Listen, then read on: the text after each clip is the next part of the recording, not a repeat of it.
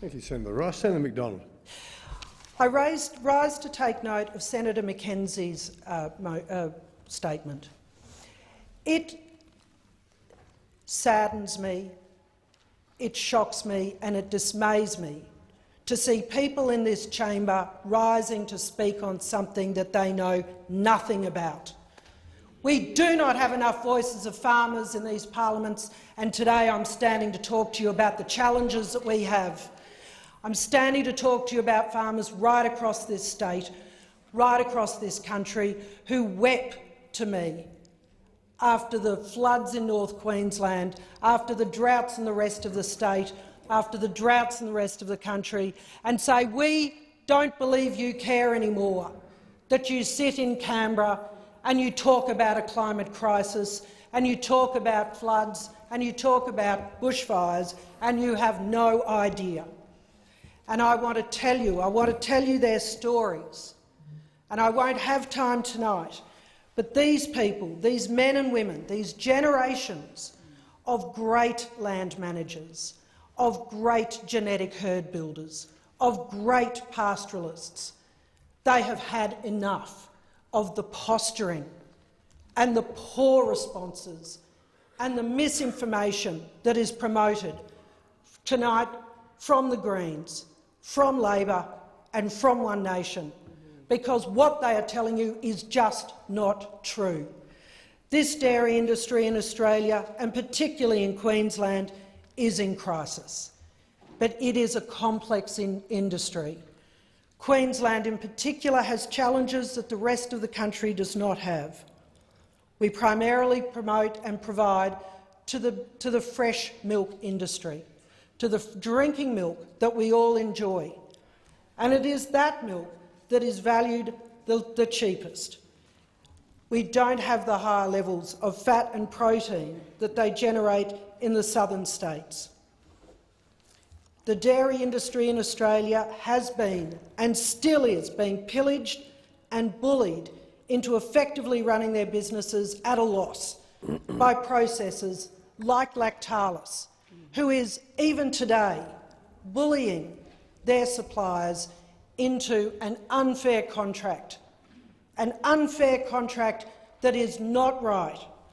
This is not about price, this is about our values. This is about what Australians want and believe in. And we want and we believe in our dairy farmers. Processors like Lactalis and like Lion, businesses like Coles, like Woolworths and like Aldi. And not only does this greedy and destructive practice constantly cripple these hard-working, tax-paying good Australians to the point of going bust, but it will damage this nation's dairy industry to the point of Australia literally running out of Australian-produced dairy.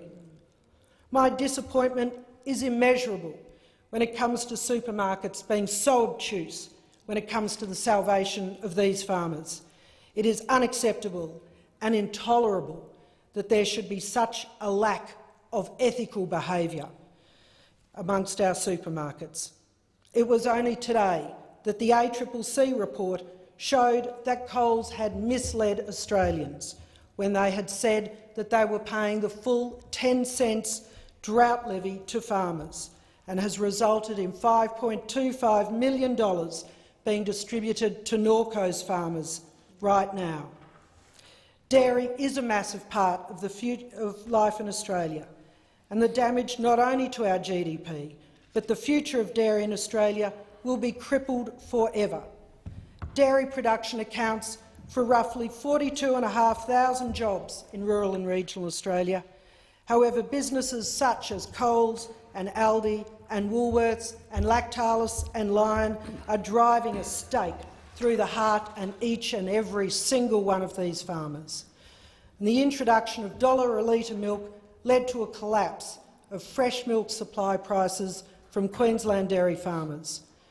I spoke to Peter Garrett in the Scenic Rim, who said to me, "I knew it would be a tough 6 months." He never ever dreamed it would be 8 years later. Since then, our farmers have been living impossibly difficult lives, having to sell parcels of land, their herd, using their superannuation at a time to stay afloat. But these farmers can only stay afloat for so long. It is these farmers. I have travelled this state. I wish other senators had spent as much time as I have getting out on farms, standing with farmers, talking to them about their businesses, about their herd, about their pasture and about their prices, about their relationships and the way they're being bullied by their processors. Liam Teese, a fifth-generation dairy farmer, I said to him, "What do you want?" And he said, "I just want to run these cows. They're like my family. They have names," and he enjoys the process of being a farmer. It is a calling to him. So we have introduced a dairy code of conduct which is going to provide some rules of engagement, some fair negotiation for these farmers in these relationships. But I do say to the supermarkets, it is time that they grow a moral backbone.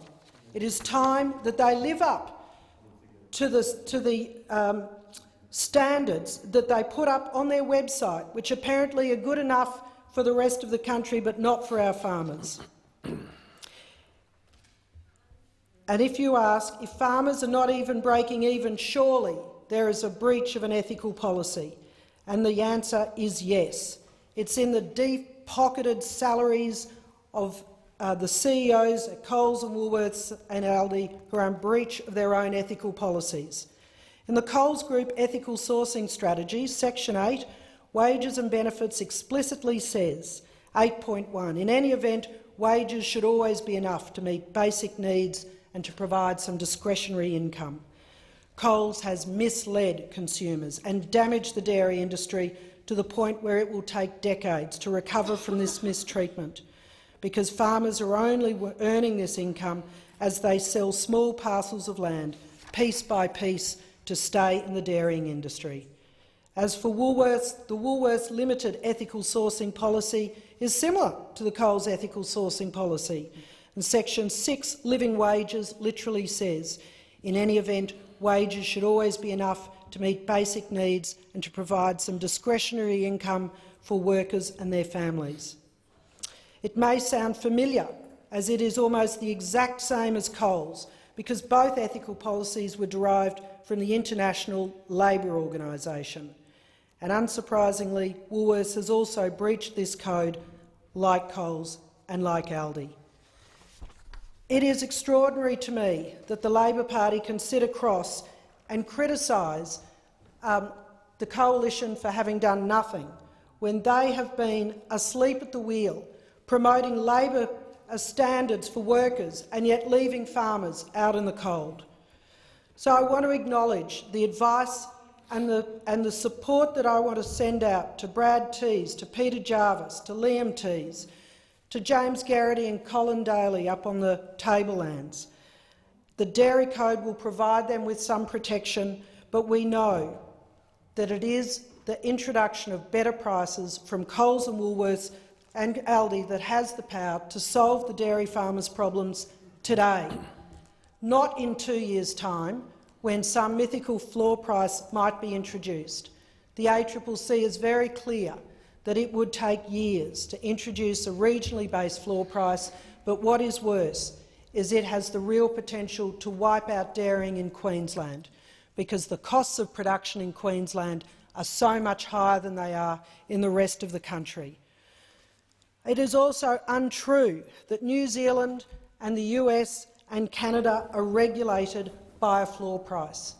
They have their own systems of managing prices. In New Zealand, it is by a really big co-op. In the US, it's using a margin scheme. In Canada, it's using a combination of pasture and other inputs. So this is not about prices. This is about our values as Australians and our values for dairy farmers. Thank you.